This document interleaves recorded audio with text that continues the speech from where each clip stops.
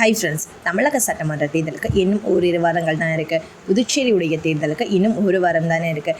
இந்த நிலையில் பார்த்தீங்கன்னா புதுச்சேரி, தமிழகம் அப்படின்னு 2 இடங்களிலுமே அரசியல் வேலைகள் அதிரடியாக நடந்துக்கிட்டு இருக்கு. தமிழகத்தில் மட்டும் இல்லாமல் புதுச்சேரியிலுமே தளபதி விஜய் அவர்களுடைய தமிழக வெற்றி கழகம் போட்டியிருந்தாங்க. இந்த நிலையில் தமிழகத்தை தாண்டி புதுச்சேரியிலுமே அதிக எதிர்பார்ப்பு எழுந்திருக்கு.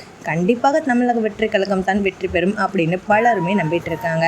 இந்த நிலையில் பார்த்தோம்னா தமிழக வெற்றி கழகத்துக்கு பலம் சேர்க்கும் விதமாக முக்கிய பிரபலம் ஒருவர் தமிழக வெற்றி கழகத்தில் இணைய இருப்பதாக ஒரு தகவல் வெளியாகி இருக்கு. அதாவது சூப்பர் ஸ்டார் ரஜினிகாந்த் அவர்கள் ஒரு சில ஆண்டுகளுக்கு முன்னாடி அரசியல் கட்சி துவங்குவதாக இருந்தார்.